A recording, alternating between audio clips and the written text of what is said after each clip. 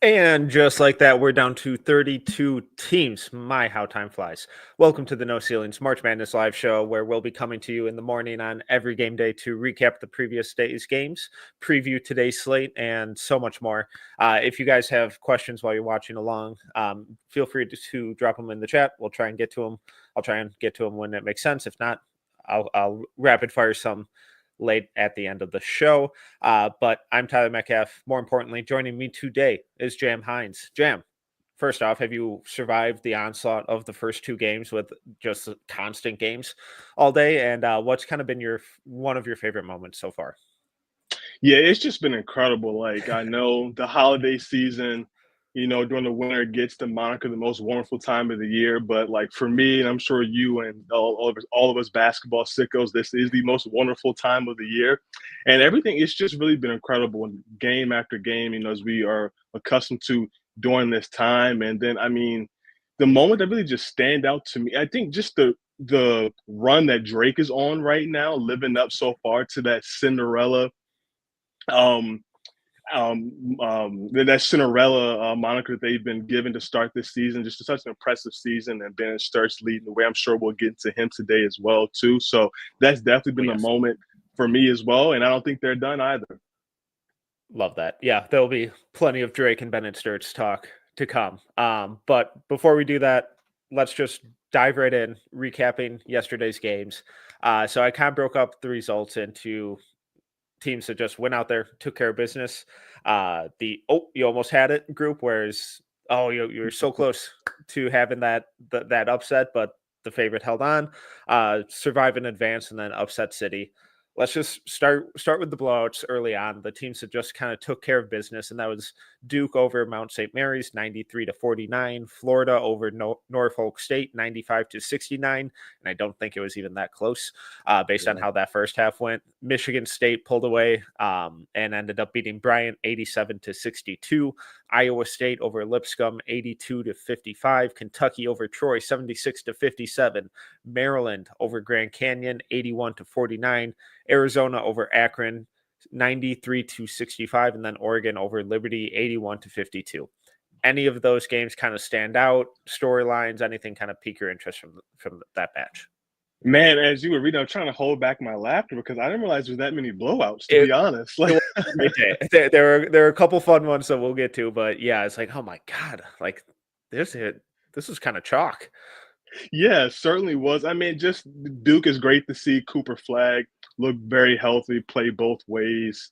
I thought the Bryant and Michigan State game was pretty compelling for the most part. Michigan State pulled away. It was great to see guys like Raphael Pinzone get a chance to get on the spotlight with Earl Timberlake, Barry Evans, who I think is a guy that can transfer up. I really do like him long term. And Earl Timberlake could be a Portsmouth or a G League invite type of guy as well too. So I thought they put up a pretty good showing and a good fight, and they really made Michigan State earn it. We saw Jace Richardson get going late and kind of lead them. And I thought that was a pretty exciting game. The late game last night, right? Was it 10, 10, 15, whatever time it tipped? Yeah, I'm too old for it. Yeah, I know, right? You and me both. Yeah, that Michigan State game I thought was really interesting because Bryant, like a lot of people have Michigan State in their Final Four, but they're kind of hedging a little bit with like Yeah. this Bryant team could be a little tricky. And at halftime, Bryant kept it close. That cut that Earl Timberlake had on his forehead was nasty. It's just gushing blood everywhere. What a But competitor. I can't lie to close my eyes and turn away. Like it was just gushing profusely. And it's like, for me, it seemed like he wasn't even like mad that it like hurt or anything like that. He just mad that it happened. It's all this blood. He has to leave and then come back. I don't think he felt any pain whatsoever during that time. no, it looked like just one of those classic kind of forehead cuts where it just split like that and the head bleeds a lot, turns out. Yeah.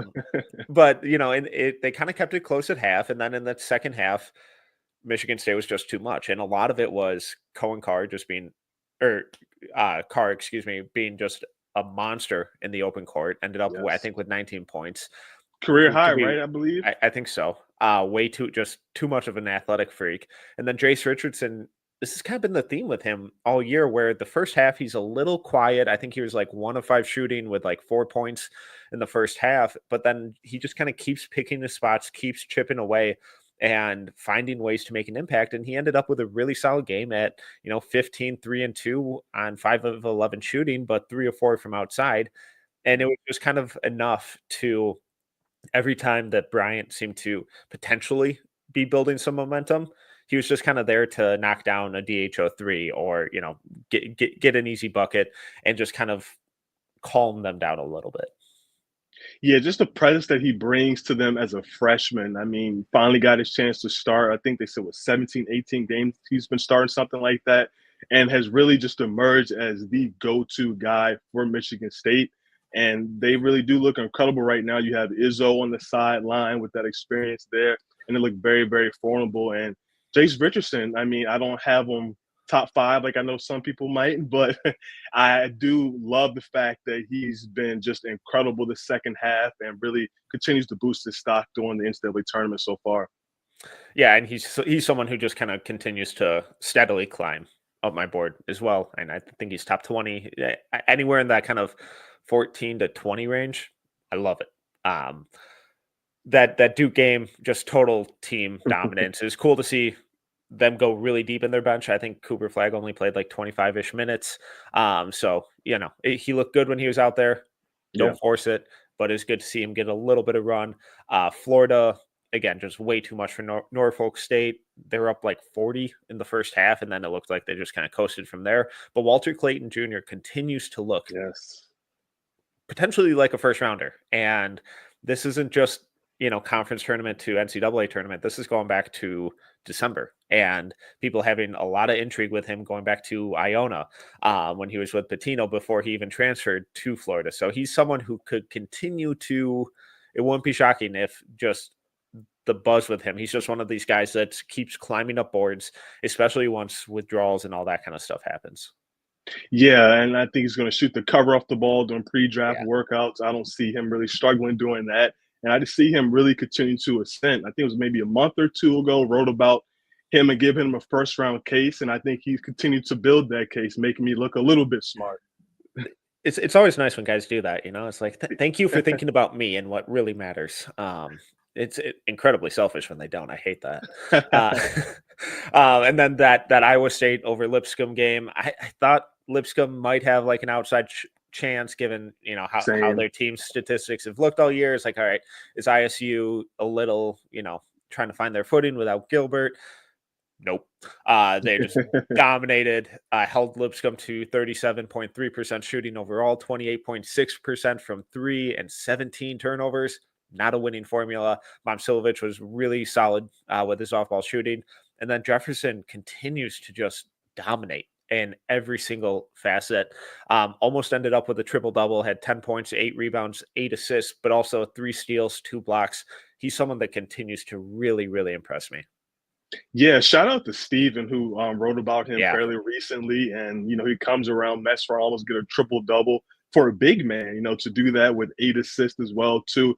Very, very impressive. And I know for me, he's most definitely going to get a deep dive soon. And he's one of the guys I can't wait to kind of go back and watch. And I've been a long time fan of Momcilovic as well, too, just seeing him on the grassroots circuit and do his thing, the dirt fadeaways, the movement shooting, just kind of that shooter and shot making mentality. So it's good to see him go and do his thing in this first round. And he could be somebody that continues to rise as well, too. It's a ready-made skill set with the size, shooting, pass, dribble, shoot, wing.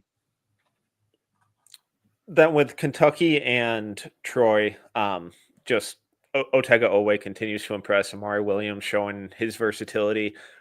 Where are you at in terms of just like a draft standpoint with any of these Kentucky guys? Do you think any of them are potential first rounders, deep cut sleepers who could really overperform? I feel like we haven't talked a ton of Kentucky this year. Yeah, it's really weird. I don't know if it's Calipari kind of leaving or what situation is, but shout out to Coach Pope on everything that he's doing. That continues to build at Kentucky, this new era for Kentucky. For me, I think at best you're looking at maybe second round for someone like Kobe Braille, or I know Amari Williams looked pretty good too, but that's probably more of an X10 type of guy. I wouldn't put any significant no type of I guess resources in drafting them or anything like that. It would be that two-way, give you a call right after the draft right now. But we'll see, what this kind of last stretch brings. Kobe Bryant could end up just shooting the lights out and leading them. Otega Ogwe as well. Like he's been fantastic on both sides of the ball. Like NBA ready body, gets downhill, plays with force. So I think he can be a very intriguing guy as we continue to get deeper in the pre-draft stuff and also the conference. Excuse me, the NCAA tournament, of course. Then just the last couple games in this group of blowouts, Liberty just couldn't guard Jackson Shellstad, Yeah. and I think Oregon's size was just too much for him. Maryland just Grand Canyon couldn't buy a bucket. 28.6% shooting overall, 21.7% from three. Grant Foster ended up with a solid stat line with 23 points, but 10 of those came at the line, and no one else. I believe no one else broke double digits on the team, and then Maryland's front court was just dominant on Hmm. the boards, passing, facilitating, finishing around the rim, and the Crab Five just continues to be really impressive. But I think the biggest story from this kind of bunch was Arizona over Akron. First off, got a really measured and kind of composed and patient game from Caleb Love, which is much better than chaotic Caleb Love. Yeah. Um, but Carter Bryant was Yes. fantastic. He was incredible. 12 points, 5 rebounds, 3 blocks, 1 steal. I thought his defense was fantastic, showcasing some of his athleticism, off-ball scoring, ability to get to the rim, knock down shots. He looked every part of a top 20 pick to me.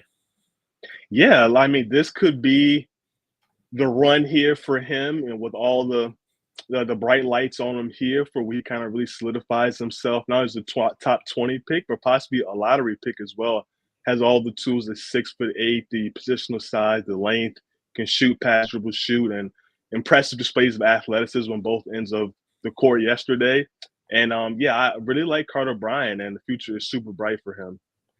And like he's someone that I've found really weird, kind of not only in the draft space, but like also talking to NBA people, where they seem kind of as confused and as overthinking it as a lot of people on draft Twitter are. And the kind of common theme I keep getting from them is like, yeah, I don't think he's special. I don't think he can go out there and create for himself consistently and create for others. It's like, okay, like I get that. So he's not a top 5 guy, Hmm. but it's like, what does he do? He defends at a really high level. I think he might be one of the best sneakily one of the best wing defenders in this class. He's a good rebounder. He's a smart player. The intangibles and work ethic are off the charts. I buy the shot. It's not lights out, but from a spot up standpoint, good cutter, that kind of stuff. That 3-and-D mold, that gets guys a decade plus in the league. And if you're getting that 15 on, even in the 20s, or even later, where some people have him, it's like this is striking gold late in the first round. So I feel like he's just one of these guys where it's like, don't overthink it. Like, does he have the ceiling of an Ace Bailey or VJ Edgecombe or those guys? No, I don't think he has that high end Hmm. outcome. But I think his floor is really, really encouraging. As just at a minimum, a good rotation guy who's not going to make mistakes or hurt the team. Exactly. And like you said, those guys end up playing a decade plus in the league, where if they're longtime starters or if they're high end rotation players. And for the draft, and you really want to mitigate risk while also swinging for upside. And I think Carter Bryant is a really good play at that, especially when you get him in the top 20. And if he goes, late first round, that's going to end up being a real steal. All right, let's move on to the next group. You almost had it. Gotta be quicker than that. Alabama held off Robert Morris 90-81. Ole Miss held off UNC 71-64, and Illinois took down Xavier 86-73. First time since 2019 that one of the first 4 playing game winners isn't winning in the first round. So let's start with Alabama over Robert Morris. Shout out Steven and for shouting out Alvaro Folgueras Yes, yesterday yes. on the show. Really nice game. I believe he's a junior returning next year, but big time transfer candidate. Incredible numbers and was really solid in this game. But Mark Sears just proved to be too much. Got downhill constantly. Drew 13 free throw attempts. And Robert Morris kind of kept it close all game, but just couldn't quite get over that hump. Yeah, and Mark C, like you said, just really led the way for Alabama, got it done for them early and late. And LeBaron Philon, just 1 point, but 8 assists and no turnover. So I That's thought that huge. was a nice floor game for him as well. That's certainly a resume game for him. What do you do when you are not scoring? Only took one shot as well in that game. And then Fulgaris, of course, it's been great to see him all year get a chance to be on this stage. 15, 10, and 4. Very skilled, big. He's a really good shooter. He had a nice movement corner three as well too. Did some things in the post. Definitely as a power forward can to transfer up there. So I'm very interested to see what he ends up doing. And Marion Dickerson, got to give a shout out to him. 25 points on 22 attempts. But 9 rebounds, and someone has to shoot and try to keep him in it. And I thought he was solid overall. Ole Miss got out to a big lead in the first half. UNC came out flat, couldn't really shoot, but then got hot in the second half, and they were having that run. And it's like, okay, is this where some of the magic kind of starts to creep back in? And then Ole Miss just held them off. They were just kind of too consistent, and Sean Padula for Ole Miss was terrific all game. Another just kind of dud from Ian Jackson and Drake Powell, unfortunately. Powell was solid, doing some defensive stuff, Yeah. crashing the boards, rebounding.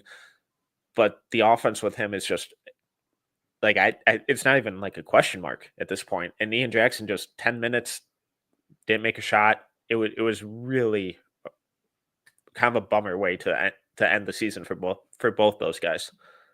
Yeah, absolutely. And it really made me think a lot about what does UNC do next year? What do they look like? Who's back on the team? I know they're getting Jim Tanner from the agency side to come be their GM. We'll see what roster building look like with Hubert Davis. I know a lot of UNC fans want Hubert out of there. We'll kind of see what happens. I would imagine he is going to be there next year, but they got to figure out the roster and what it looks like. And you talk about Ian Jackson and Drake Powell. Do they come back there? Is the roster going to be optimized for them to be able to thrive? So a lot of interesting decisions are going to have to be made in Chapel Hill very, very soon.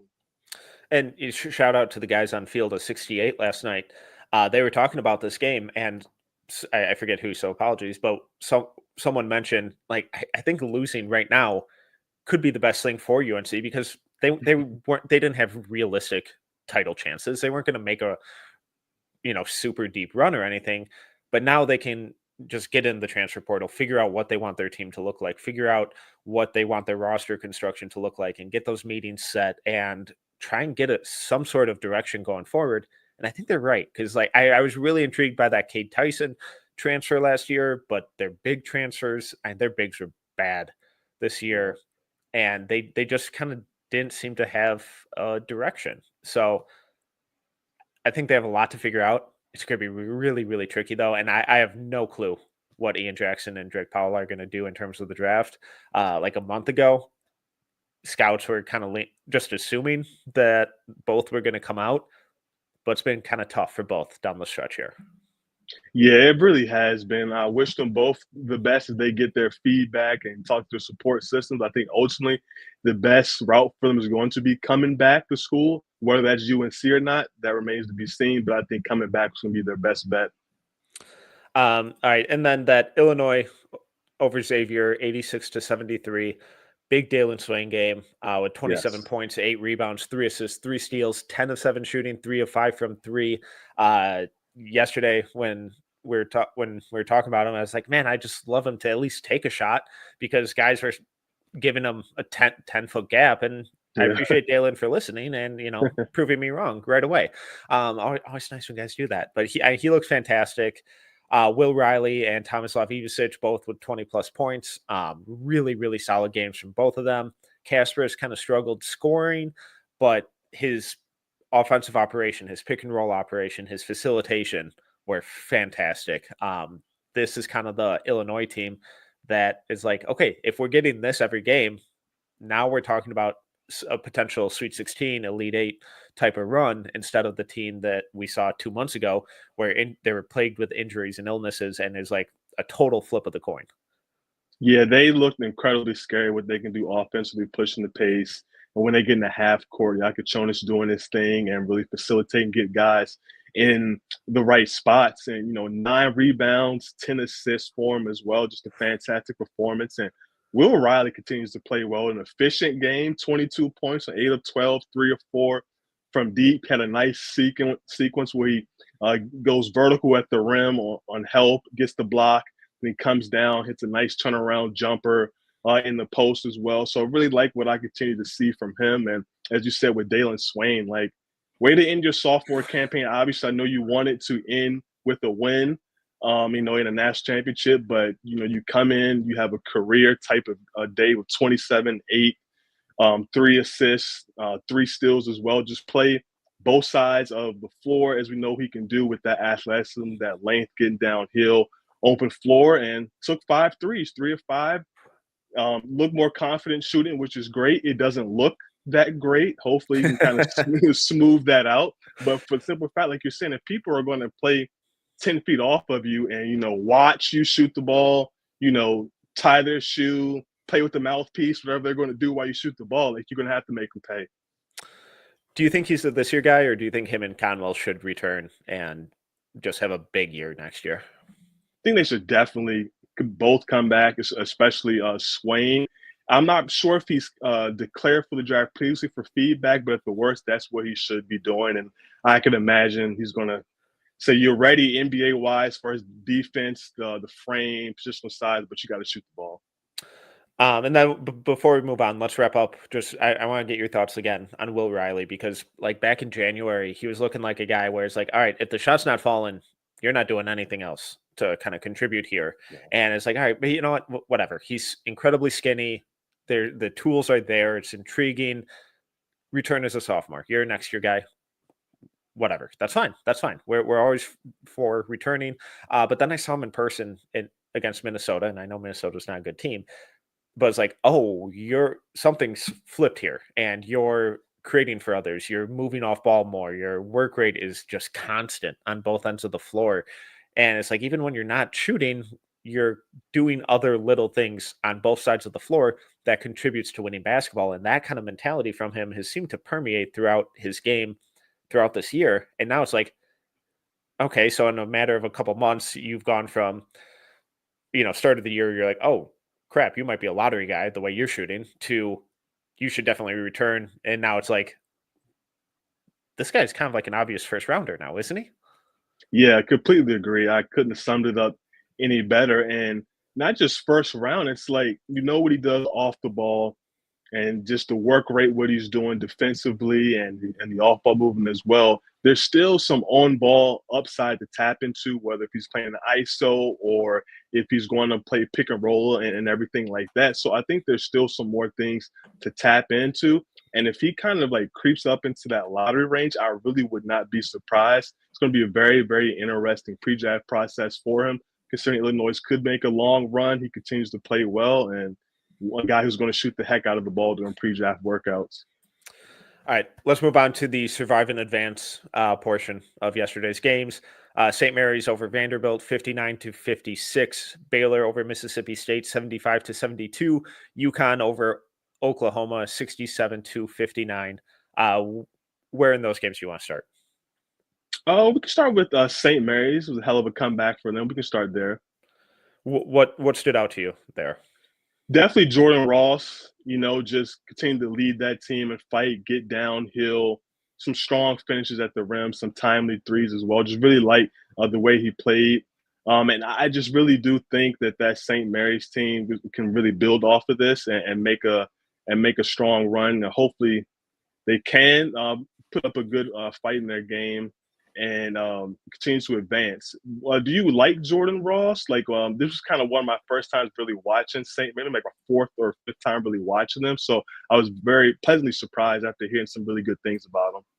Yeah, and I haven't done a big deep dive into him, but he was just really solid yesterday. It's like, oh, this is more than I was expecting from you, because we know Augustus is kind of the guy there, and a couple of their other bigs, and he was just kind of the guy who kept showing up in big moments and taking over. So it's definitely like, you could be very fun to keep an eye on for next year or the year after even. I Vanderbilt was kind of one of my darlings of like, oh, Hmm. I think you could be an upset here. I liked a lot of how kind of Nickel and Magnon played throughout this year. AJ Hogard, unfortunately, just 1 of 8 shooting. Tough day for him. Yeah. Nickel and Magnon were both 3 of 8 shooting. Vanderbilt just couldn't get a shot when it mattered the most, unfortunately. Um, Baylor over Mississippi State. Josh Hubbard with another just monster game. That dude is a Yeah. bucket, but just wasn't enough to take down Baylor. Yeah, that was a fun game to see the Hubbard, 5'11", do his thing. The shot making, like he continues to be one of the more fun watches in all of college basketball.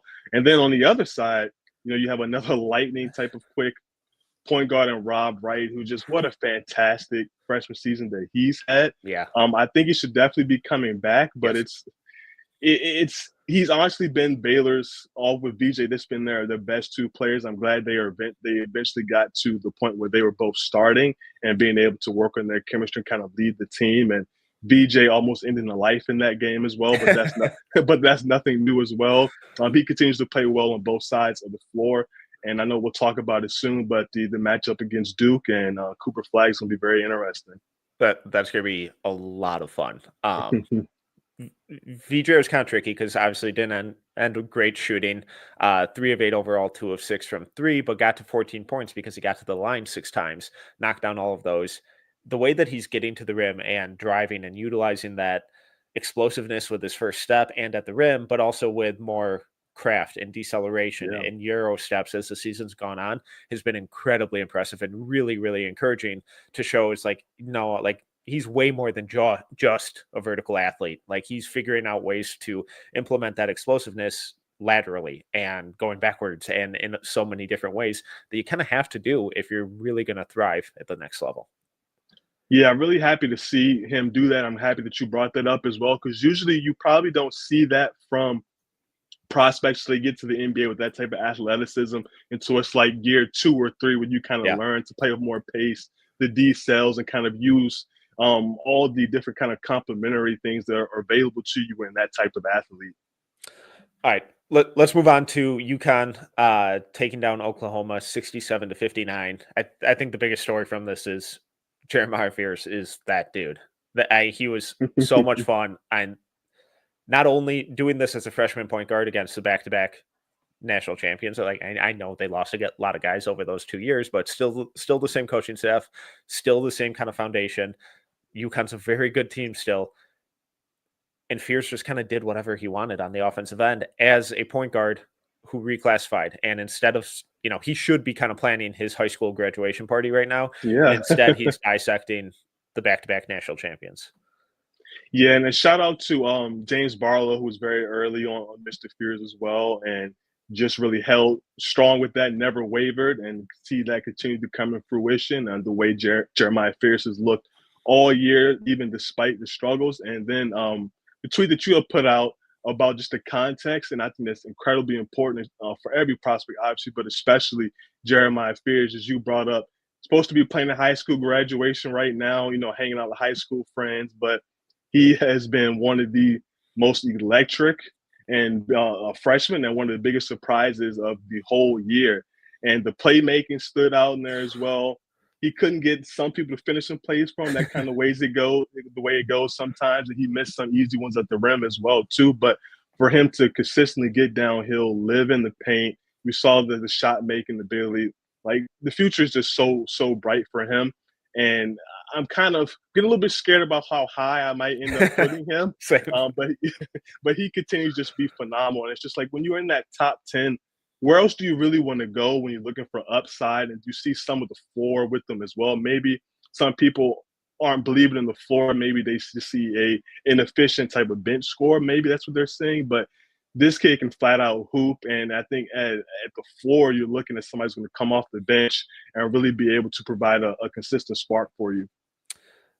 Yeah, and the playmaking I thought was arguably the most impressive from him. The way he's moving defenders with his eyes and shifting Yeah. angles and like repositioning the ball to change his release point to set up guys on the roll and out of drives and stuff like that. And he missed some bunnies, his teammates missed some bunnies. it happens. It's inevitable. But the process with him, I think, has just always been so encouraging, Yes. especially for someone that young. And once you get him in an NBA strength and conditioning program, I'm not really worried about the slender frame. He had another monster missed dunk that I was like, oh Yeah. God, if that would have gone down, that would have been incredible. But incredible. Obviously, you never want to lose, but incredible way for him to end his season. I'd be floored if he's not a top 10 pick.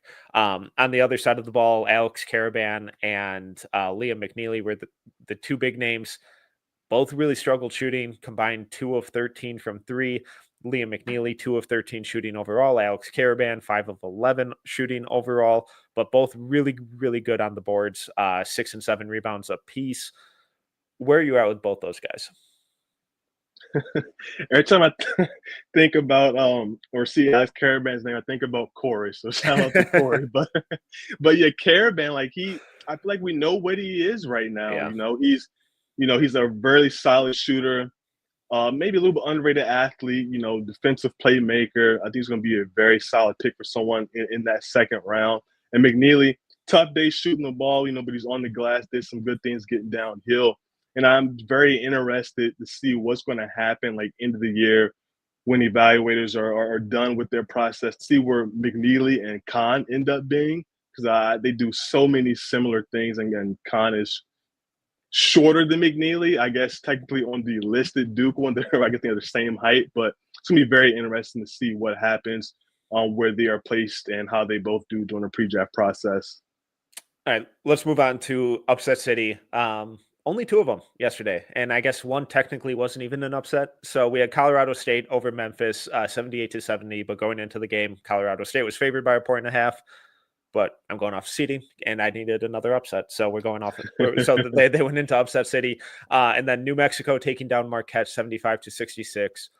Let's start with the Colorado State game. Colorado State, big second half comeback, kind of led by Kyan Evans's 23 points, 4 assists, 7 for 11 shooting, and 6 of 9 from three. Incredible day for him.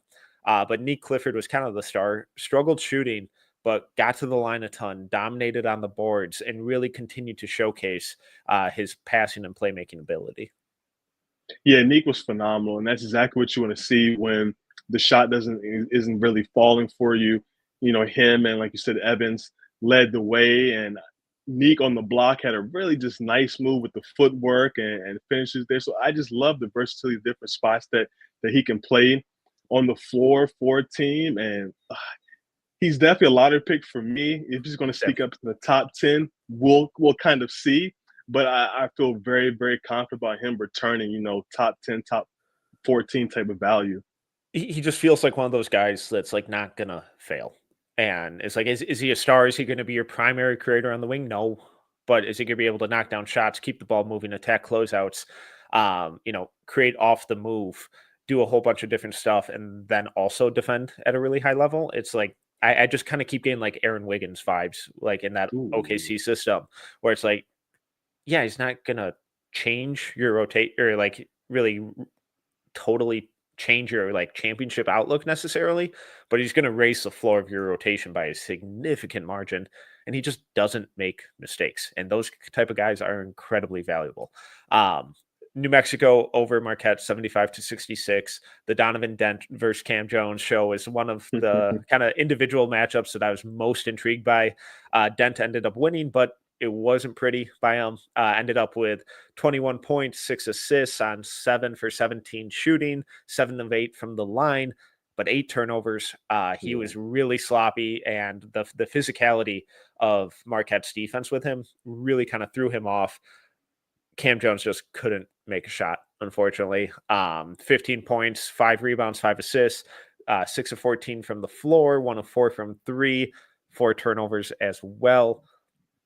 What were your takeaways from this game? Yeah, definitely was very excited to see Donovan Dent and Cam Jones lock up. Wasn't a great shooting performance, like you said, from Donovan Dent, but you see just the speed, the quickness, the balls on the string, getting downhill, the playmaking, shot making, all that was there. Decision making obviously has to be corrected moving forward. Nelly Jr. Joseph does his thing on the glass. The play finisher, I thought he was very solid.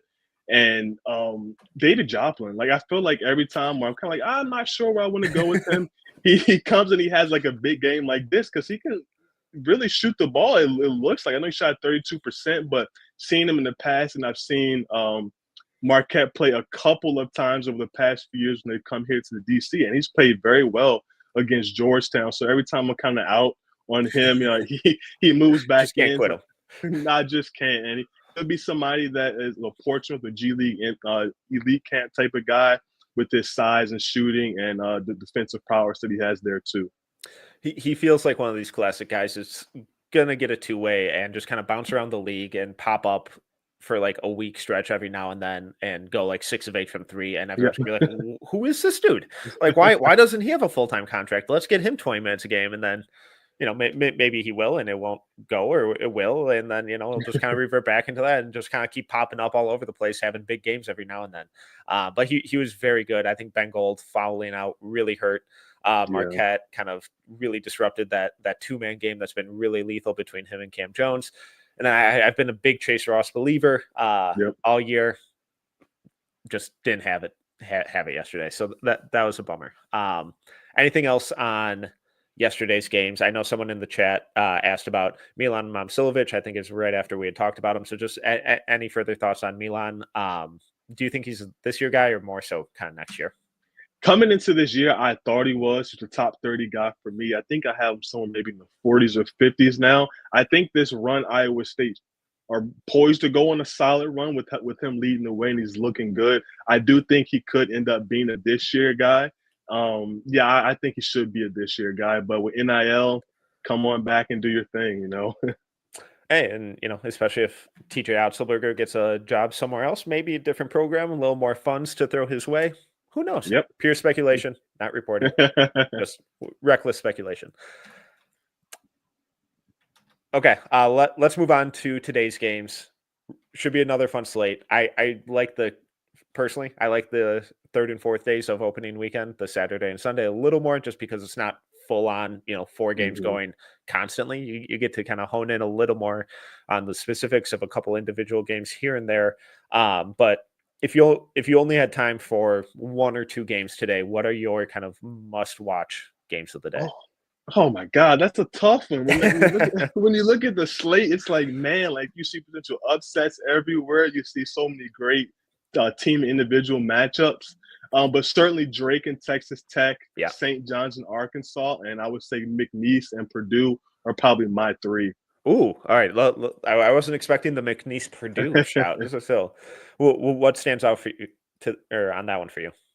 I just think that Purdue's on upset alert. And the way that I thought they were going to lose first round. It's like this team is not a 4 seed. They are frauds, and then it's like, oh, but they have one of the best point guards in the country in Braden Smith, so that tends to help.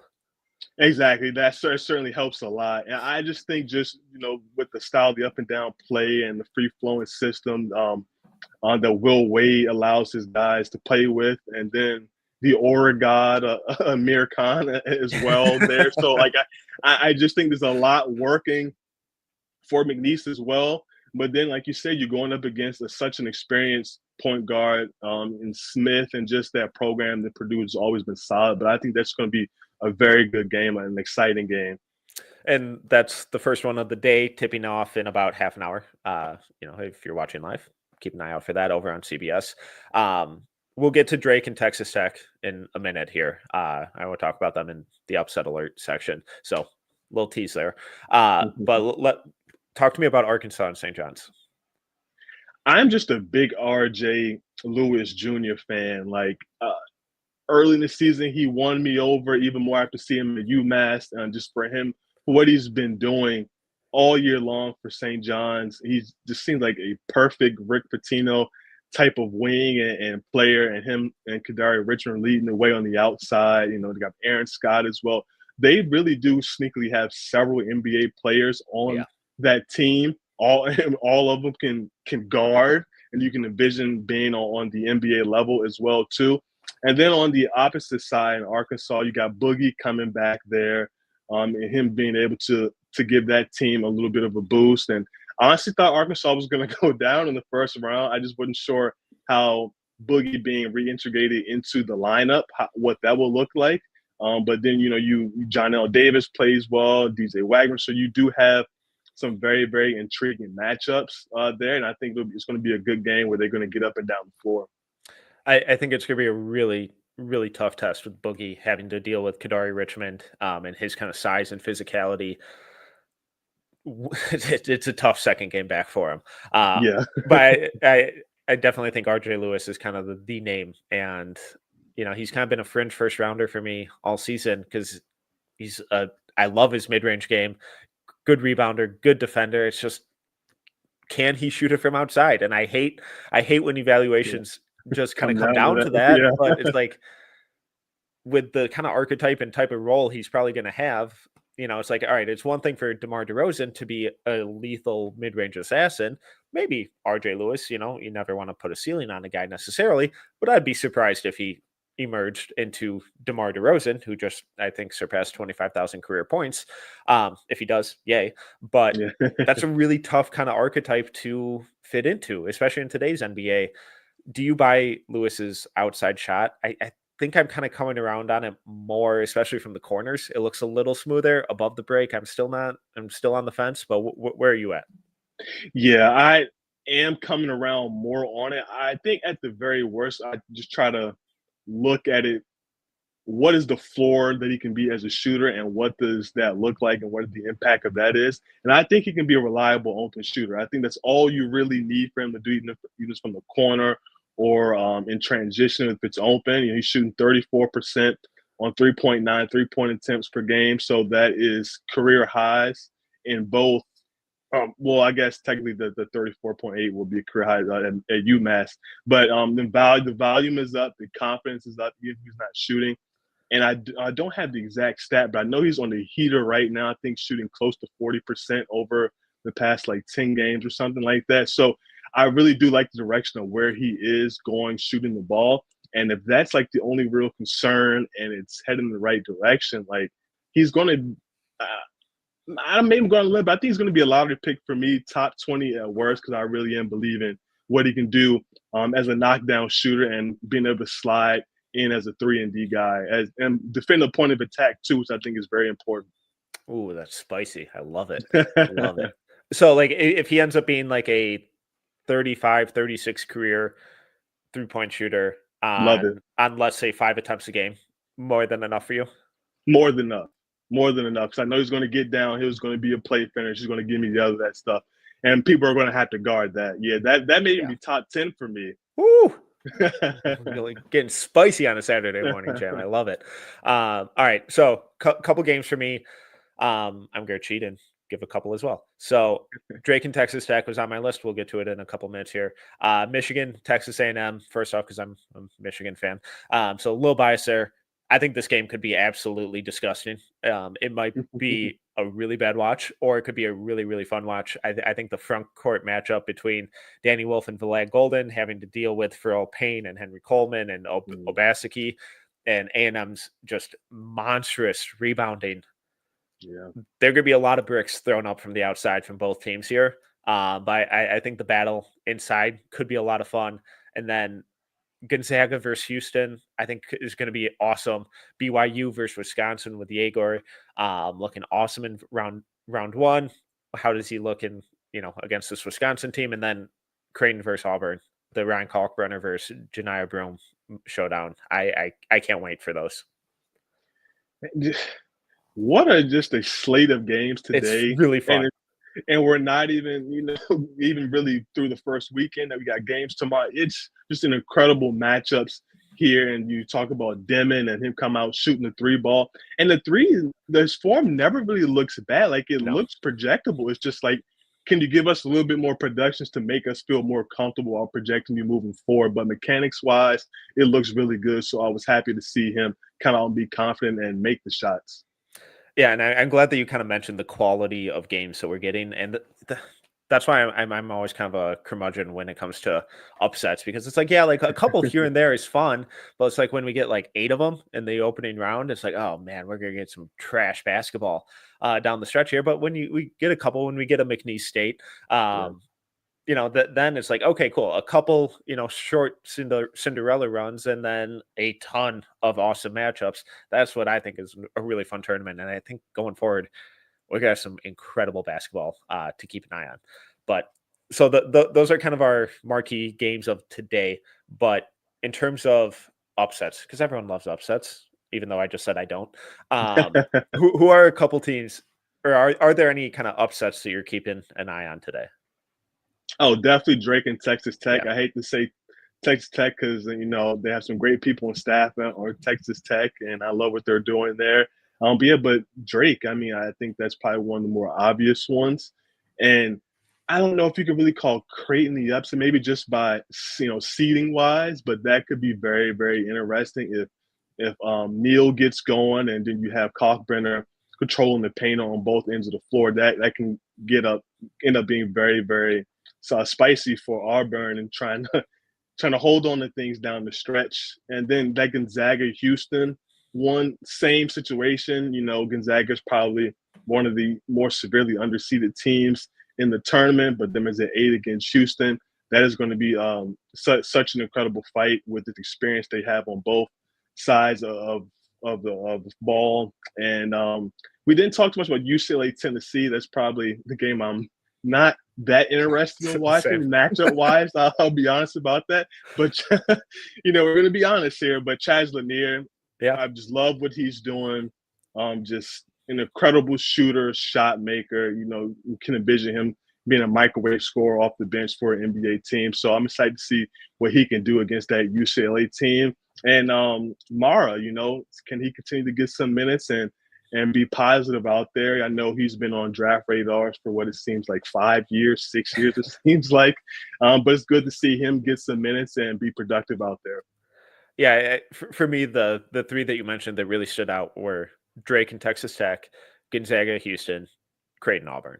But let's start with Drake and Texas Tech because we mentioned it a few times now.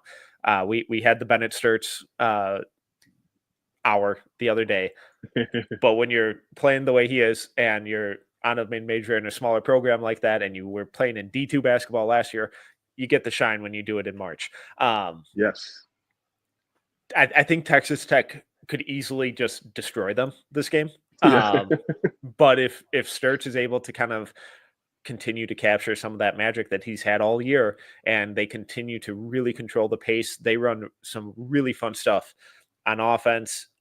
But if JT Toppin dominates the interior, if Darian Williams is really physical and poses his will, and Christian Anderson and Elijah Hawkins knock down shots from outside, Yeah. I could see this getting really ugly really quickly.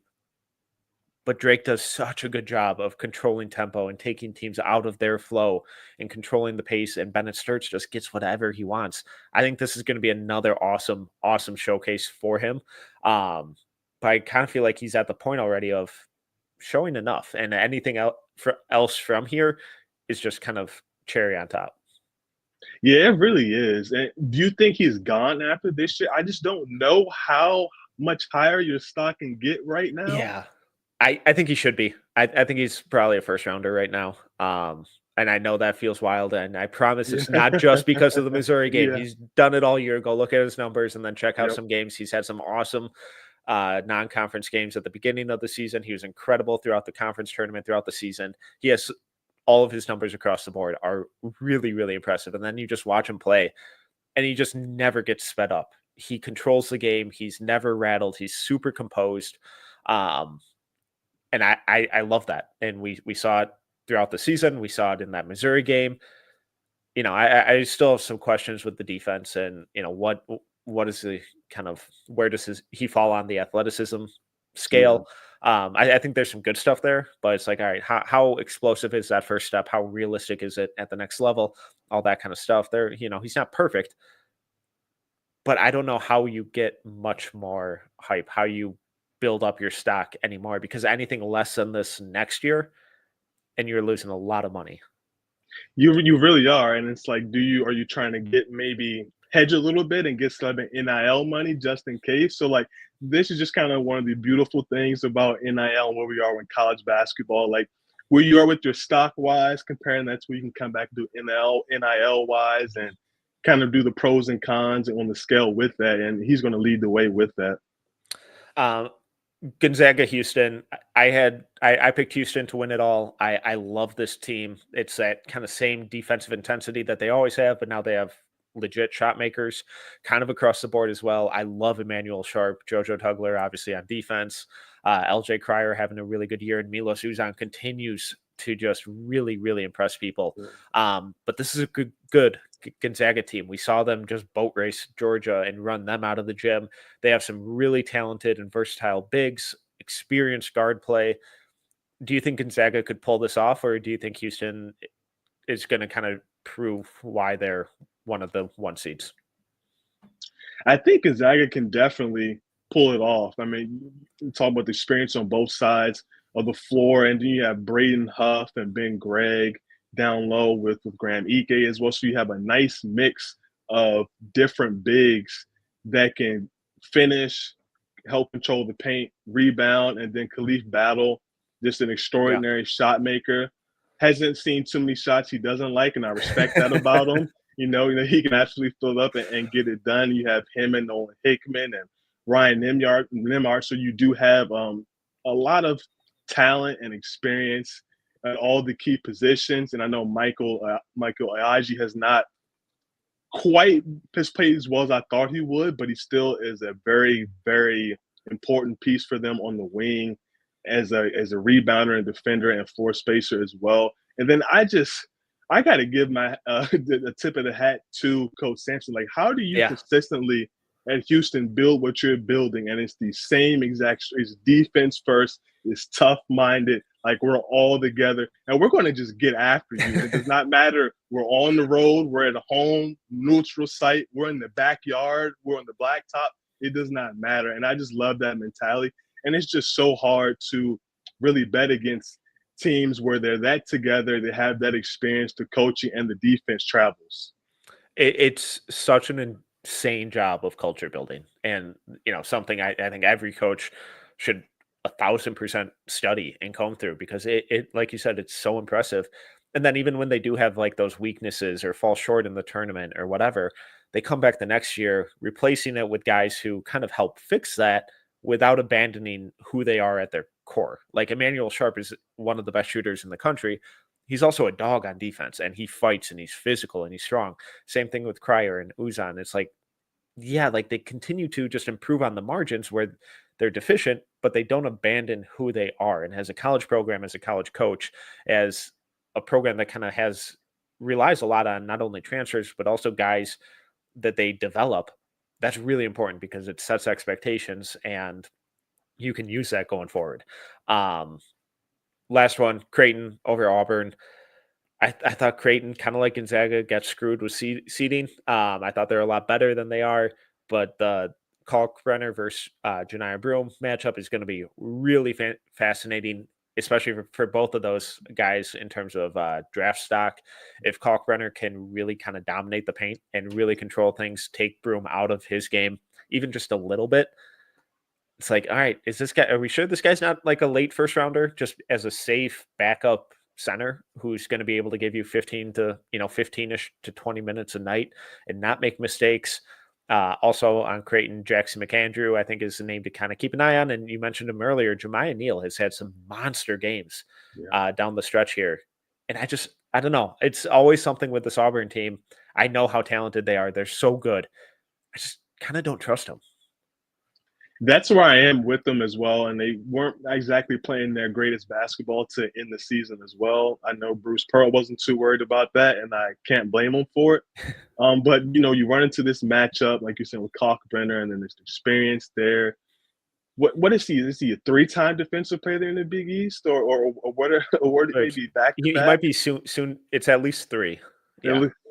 Just absolutely ridiculous. And like you're saying, from the draft perspective, when you're looking at least backup bigs, it's like, where else do you really want to go? And for me, I will be paying close attention. This won't be the end all be all with their matchup, but I do believe both Kalkbrenner and Broome are backup bigs. So it's like, which direction do I want to lean? Right now, I do have Broome ahead of him because the production, I'm afraid of kind of just missing out on him. But at the end of the day, the size, the rim protection, the play finish that Kalkbrenner does.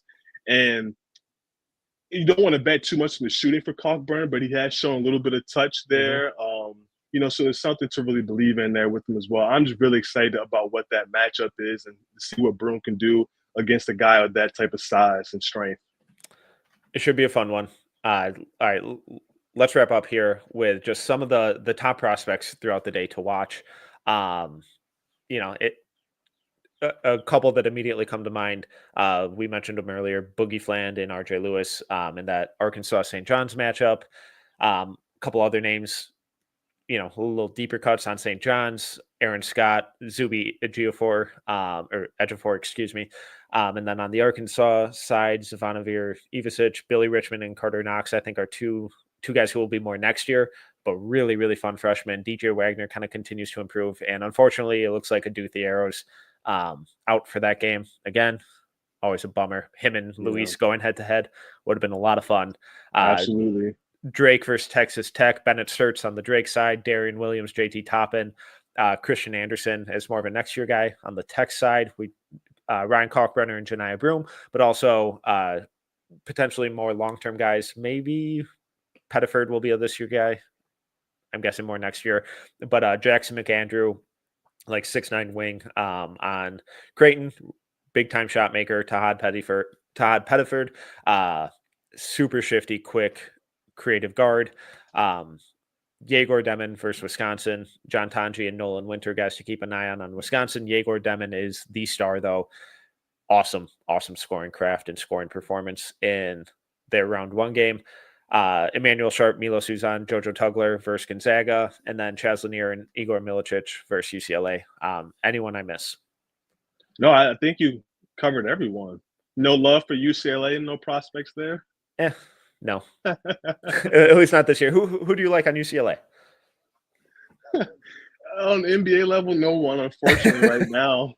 Maybe some long term guys there, but nothing right now. Hopefully, they'll surprise me. I like Trent Perry long term. Yeah. But he's not much of a factor this year. But we'll see what happens. And I like how Eric Daly has shown a lot of Yeah, improvement this year as well, but I just need a little more consistency from him.